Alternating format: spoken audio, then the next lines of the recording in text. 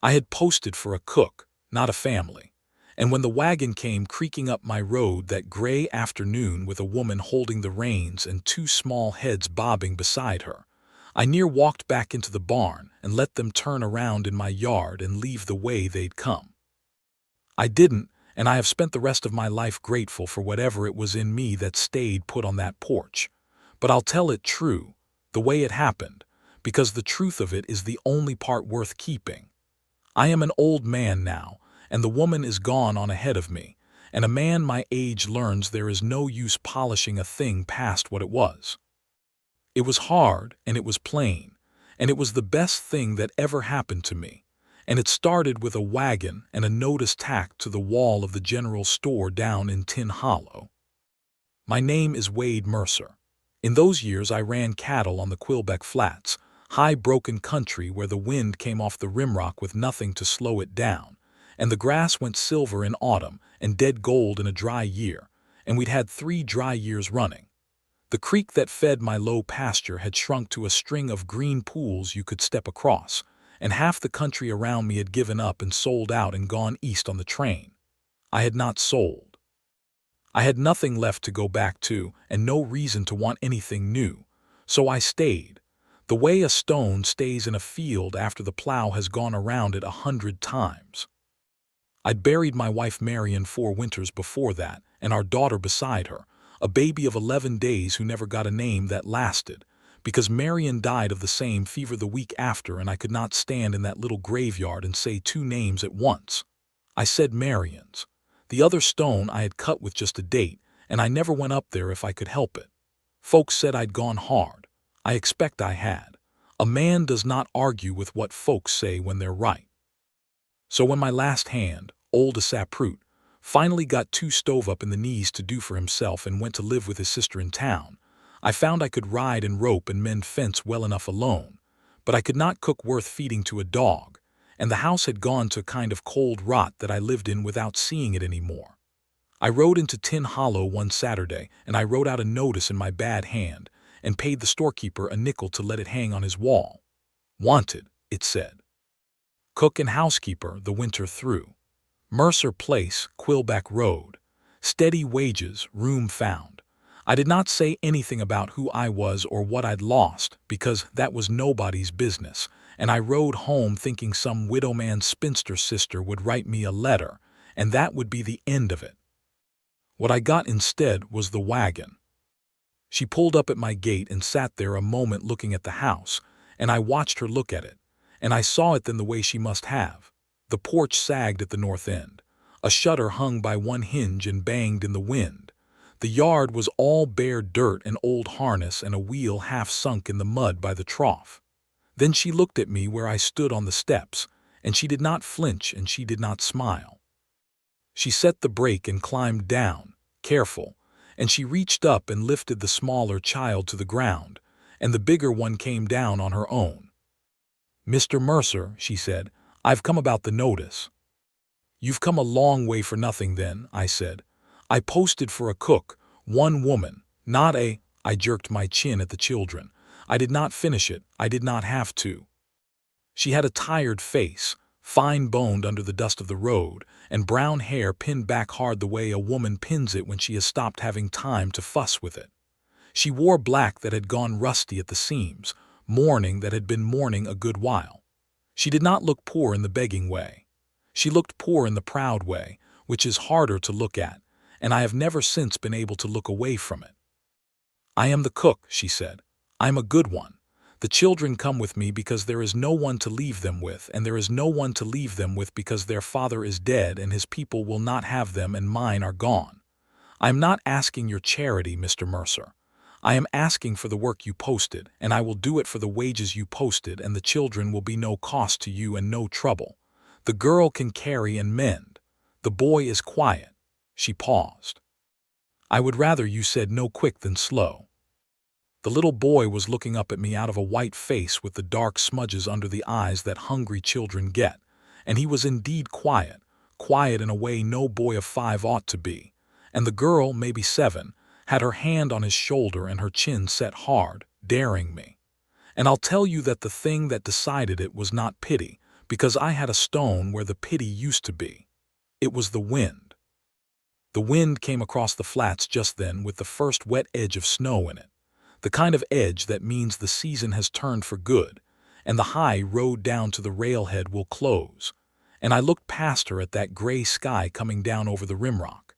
And I knew that if I said no, she would turn that wagon around and drive two children back down a road that was about to vanish under 3 feet of snow, with what looked like one quilt between them. "Where would you go," I said, "if I said no?" She lifted her chin a half-inch. "That is my concern." "It's about to be my concern," I said, "if you freeze to death in my road tonight." She didn't answer that. The boy shivered and tried not to, and that small thing, a boy of 5 trying not to shiver so a stranger wouldn't see, went through that stone in me like water through a cracked jug. "There's a back room off the kitchen," I heard myself say. "Stove in it, it's full of junk, you'd have to clear it." I looked at the sky again so I would not have to look at her face. "You'll all stay the winter. You cook and keep house, I pay you what I posted, and come spring the road opens and we'll see. That's the whole of it, don't thank me." She did not thank me. She nodded once, like a man closing a deal, and she said, "Pearl, see to your brother's hands." And she turned to start lifting things down from the wagon. And that was how Hannah Dewar came to my place, with 2 children, 1 quilt, a trunk, a sack of meal she'd brought so as not to eat my stores the first day, and a Dutch oven she would not let me carry because, she said, she knew how it balanced. I have thought a great deal in the years since about how near I came to saying the other word. That first night she made a supper out of my poor stores that I am not ashamed to say put a sting in my eyes, because I had not sat down to a cooked meal at my own table since Marion, and I had forgotten that food made by a person who means it for you is a different thing than food a man chokes down standing up at the stove. Beans, but with something in them. Biscuits that rose. She fed the children first and watched them eat with a stillness I came to know, the stillness of a mother who has watched her children go without and is counting with her eyes every bite they get to take. The boy, Toby, fell asleep over his plate. The girl, Pearl, ate like she was ashamed of how hungry she was and slowed herself on purpose, and I had to look at the fire. "I'll need to take stock of the kitchen in the morning," Hannah said, when the children were bedded down in the cleared room. "Tell me what's owed to the store and what credit you have, and I'll keep the accounts so you can see every cent. I won't have you thinking I'm robbing you." "I don't think that," I said. "You don't know me," she said. "You will. Until then I'll keep the accounts."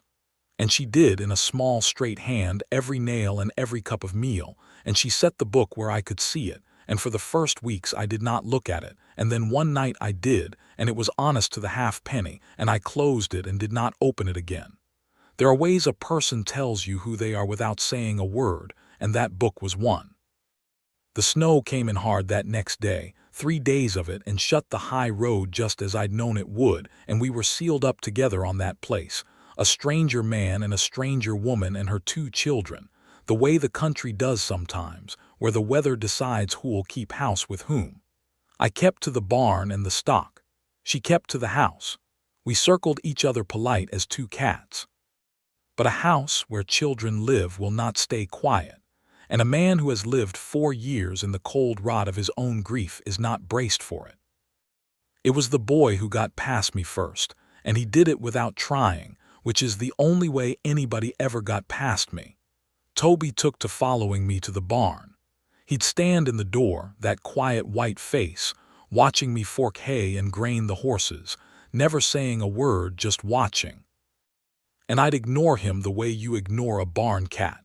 And one morning I turned around and held out the fork handle, and he took it, and we did the chores together, his 2 hands over mine, and he never said anything, and I never said anything. And when we were done he looked up at me with something in his face I had not earned and did not deserve, and I had to go stand in the tack room a minute. Pearl was harder. Pearl had her mother's pride and a child's wariness on top of it, and she had decided I was a danger to be managed, a man who might at any moment send them back into the snow, and she watched me to see if I would. She carried and she mended and she did exactly what she'd been told she could do, no more, taking nothing, the way her mother took nothing, and it near broke my heart to see a girl that age so careful. It was a long time before Pearl trusted me. The day she did, I'll come to. And Hannah went through that house like a hard, quiet wind. The dead rot of 4 years went out of it in a fortnight.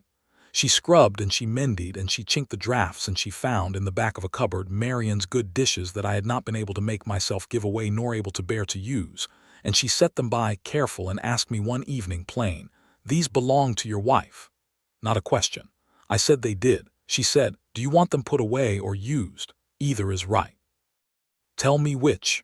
And no one had asked me a thing like that in 4 years, asked it like my answer mattered and like grief was a thing a man was allowed to have an opinion about. I said use them. She used them. And every time I ate off Marion's plate after that, it did not hurt the way I'd thought it would. It was more like Marion had set the table. I had not meant to tell her about Marion. But you cannot live close-walled with a person through a mountain winter and keep your dead a secret. And one night when the children were asleep and the wind was working at the eaves, she asked me, careful, where the second little grave on the hill had come from, the one with only a date, because Pearl had seen it and asked her, and she had not known what to say. So I told her. I had not said it out loud to a living soul, the whole of it, and it came out of me rough and wrong-ordered, the fever and the baby that lived 11 days and the wife that did not, and how I had not been able to say the second name, and how I had cut a date in a stone instead of a name because a name was past me. And Hannah did not say a word the whole time, did not reach for me, did not do any of the things people do that make a man wish he'd kept quiet. She just sat and let me say it, and when I was done she was quiet a long while, and then she said, "What would you have called her?" And I said the name, the first time out loud in 4 years. Sarah, we were going to call her Sarah. "Sarah Mercer," Hannah said, slow, like she was setting it somewhere safe. "That's a good name. She had it for 11 days. That's not nothing, Mr. Mercer. 11 days she was somebody's Sarah." I went out to the barn after that and stood with the horses in the dark a long time, and it was not grief I felt, or not only grief. It was the strange ease of a thing set down that you have carried so long you forgot you were carrying it. In the spring I went up the hill and I cut the name into the little stone myself, Sarah, under the date, and Hannah came up with me and stood beside me while I did it, and the children put a fistful of the first wildflowers on both graves, and that is getting ahead of the story, but I want it told because it belongs with the rest. The orchard was Hannah's doing, and the orchard is the truest part. Marion had planted apple saplings the last spring she was strong, a dozen of them in a little fenced plot south of the house where the runoff pooled, and she had bobbied them, and after she died I had let them go, the way I let everything go. 3 years of drought and neglect, and the deer had got at the bark, and they stood out there gray and half dead, a row of switches, and I never looked at them if I could help it, because Marion had knelt in that dirt with her hands black and laughing, and said she'd make me applesauce when I was an old man, and I could not bear the sight of her hope standing out there dying. Hannah found them in the first thaw of midwinter, a fall spring that comes sometimes in the high country, a week of melt. She came in with her hands black and a strange light in her tired face and said, "There's apple trees out there under all that. Half of them are still alive. Did you know that? The roots are still alive, Mr. Mercer. Somebody planted those with love." She did not know about Marion and the trees yet. She found it out from me later, and she stopped, stricken, and said she'd leave them be, and I said no. I said leave nothing be. I said save what'll save. And she did.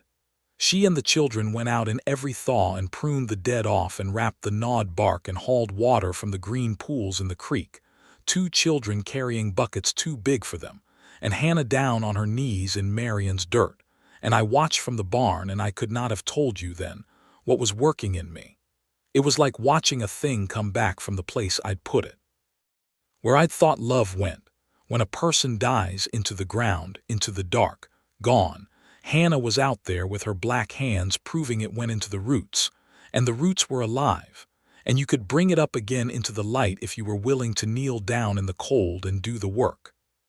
She did not say any of that to me. Hannah was not a woman who said things. She did them and let a man draw his own conclusions, and I have come to believe that is the deeper kind of teaching. The town found out about us, the way a town does. Tin Hollow was 40 souls and a railhead and a church, and it had buried Marion with me and watched me go hard, and now here was the hard mercer with a widow and 2 children up at his place through the winter, and there was talk. There is always talk. Mrs. Tolliver, who kept the boarding house and the morals of the county both, made it her particular business. When the road opened enough to ride down for stores in late winter, the storekeeper would not quite look at me, and Mrs. Tolliver came out on the boardwalk on purpose to say, loud to nobody, that it was a scandal, a woman of no relation keeping a man's house, and what kind of woman with children, and you had to wonder. I am not a man of many words, and I have a temper I keep chained mostly, but I turned around on that boardwalk, and I said, loud enough, that Mrs. Dewar was my cook and my housekeeper, hired by a notice that hung in that store for any soul to read, and that she kept honest accounts a banker could envy, and that the next person who had something to say about her character could say it to me, and I would listen real close. And then I bought my flour and I rode home, and I did not tell Hannah about it, but somehow she knew, the way she knew everything, and that night at supper she set my plate down and her hand stopped a moment on my shoulder, just rested there, the first time she had ever touched me, and she said, "Lo, you didn't have to do that." And I said, "Yes, I did." And neither of us said anything else, and the children ate their supper, and the wind blew, and I have known few moments in my life so full. But I want to tell about the night of the fever, because that was the night the thing between us got named, even though neither of us named it for a long time after. Toby took sick in the worst storm of that winter. It came on fast, the way it does in the small ones, a cough at supper, and by midnight a fever you could feel across the room, and the boy went out of his head with it, talking to people who weren't there, and the storm was screaming around the house, so the doctor in Tin Hollow might as well have been on the moon. Hannah did not cry, and she did not wring her hands. She went white and still and competent, and she stripped the boy down and bathed him in snowmelt to break the fever, all night, hour on hour, and I built the fire and hauled the snow and held the basin.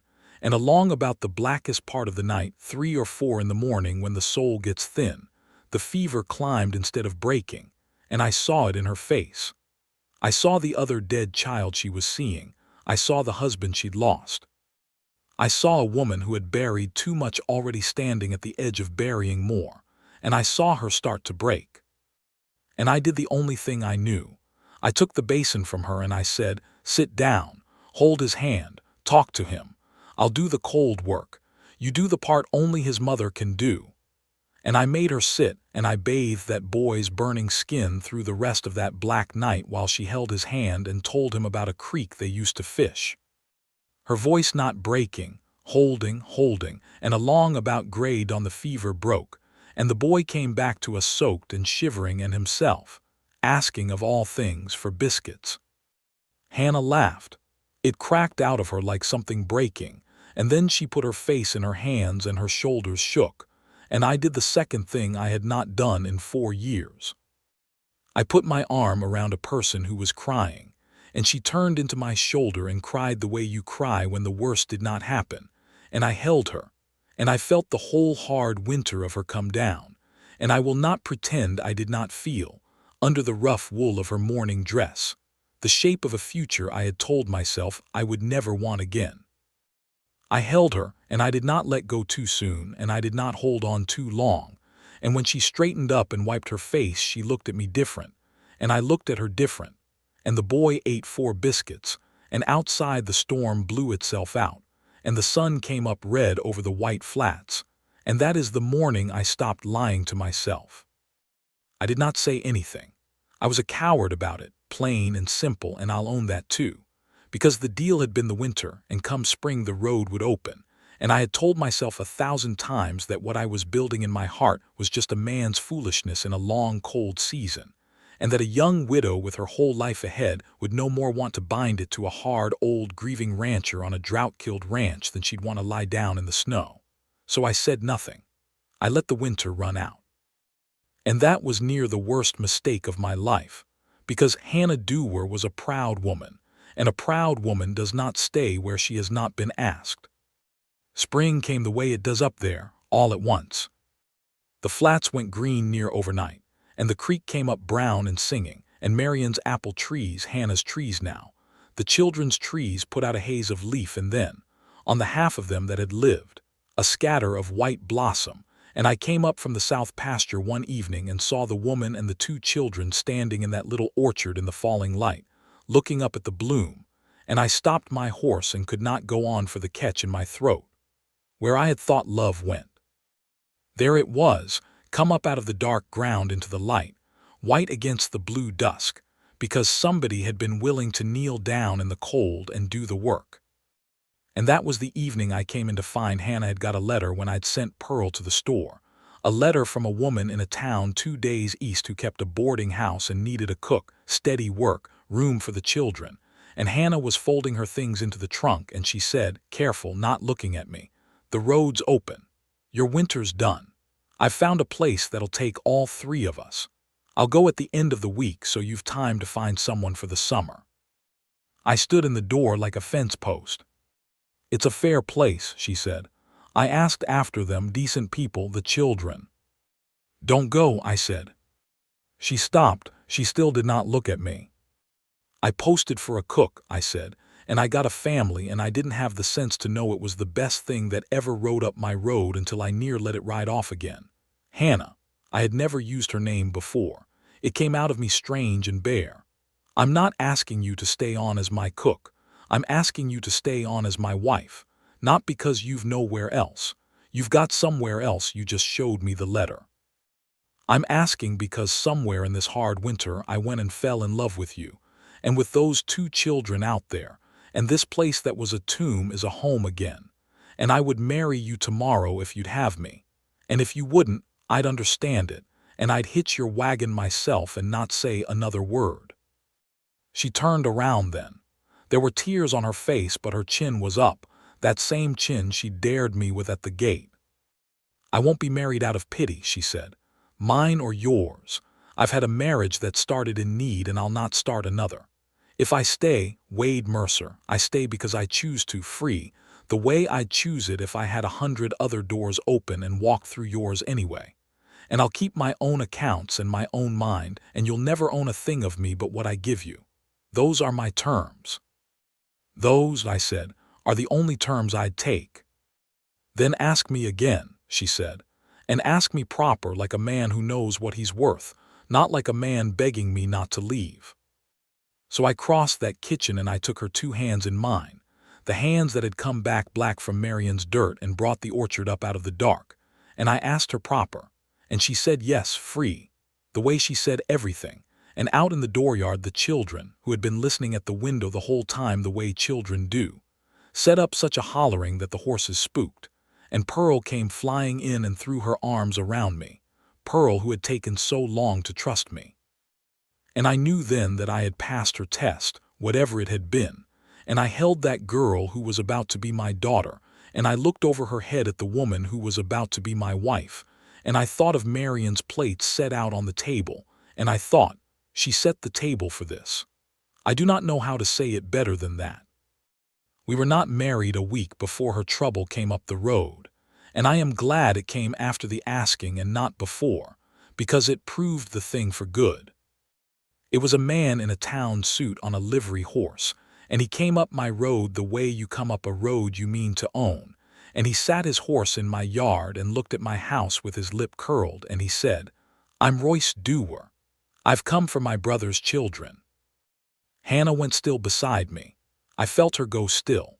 So this was the brother, the one whose people would not have them, the man who had let his dead brother's widow and his own blood kin nearly starve through a winter, and now that the talk had reached him, now that he'd heard the widow Dewar was keeping house, and worse, marrying with a man on the Quebec, now here he came, not for the children when they were hungry.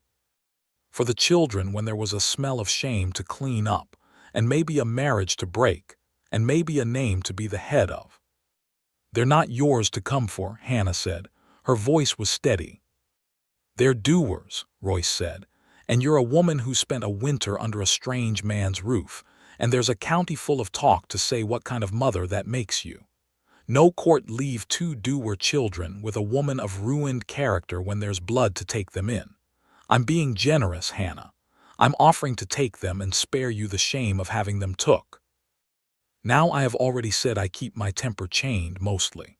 But I want to be clear that I did not lay a hand on Royce Dewar, because Hannah did not need me to, and because the man had brought his own ruin tied to his saddle and didn't know it. I will tell you what we did instead, because it is the part I'm proudest of, prouder than if I'd horsewhipped him off the place, which God knows I wanted to. I said, you'll get down off that horse and come into the house and we'll talk it like men, in front of witnesses, because I sent the boy to fetch the preacher and a sab prude an hour ago when we saw your dust on the road, and they're sitting in my kitchen right now, and so is Mrs. Tolliver, who I went and fetched myself this morning. Royce's face did a thing, because Mrs. Tolliver, yes, Mrs. Tolliver, the morals of the county, I had ridden down at first light, hat in hand, and I had sat in her parlor and I had said, "Ma'am, you have said hard things about Hannah Dewar, and I'm here to ask you to come up to my place and see the truth with your own eyes and judge it fair, because you're an honest woman even when you're a hard one, and an honest woman who sees the truth tells it." And Mrs. Tolliver, who had buried a husband herself and was harder than she was unkind, had put on her bonnet and come. So we went in and Royce Dewar made his case to a kitchen full of people, and he was good at it, smooth, the shame and the talk and the blood and the law. And then Hannah set Marion's plates on the table. I'll never know why she did that, except that maybe she wanted the dead at the table too. And Hannah opened her account book, the honest book, and she laid it before them all, every penny of a winter's wages saved and not spent, money she'd kept for the children's schooling, and she said plain, "This is what kind of woman I am. I came here with one quilt and I will leave if I leave, with 2 fed children and a book that balances and a name I have not let any soul touch. Ask the preacher who's to marry me Sunday whether that's a ruined character. Ask Mr. Prout, who's known this place 40 years. Whether there's been one improper thing under this roof. Ask Mrs. Tolliver, who came up here ready to find sin, what she's found." She looked at Royce. "And ask yourself, Royce, where you were the winter your brother's children were hungry, because they'll ask you that in any court you'd care to take me to, and I'll answer." It was Mrs. Tolliver who finished him. She stood up in my kitchen, all black bombazine and outrage, and she pointed her finger at Royce Dewar, but it was at the whole county she was talking to. And she said she had come up that road that morning to confirm a scandal, and what she had found was a clean house and fed children and an honest book and a good man marrying a better woman.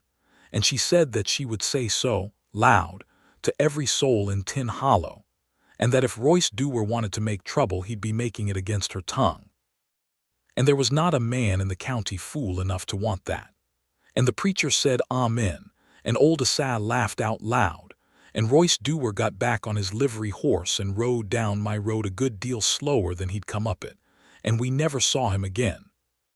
When he was gone, Hannah sat down at the table among Marion's plates and the honest book, and she did not cry. She put her hand flat on the book a moment, and then she looked at me and she said, "You went to Mrs. Tolliver this morning, before you knew he was coming." "I saw his dust on the road yesterday from the high pasture," I said. "Town suit, livery horse, asking after you. Figured what it was. So I went and got the witnesses you'd need because I knew you'd want to win it clean in the open, not have me run him off. I know you, Hannah." She looked at me a long moment. "Yes," she said, "you do. And that, I have come to think, was a truer wedding than the one the preacher gave us that Sunday, though I cherished them both.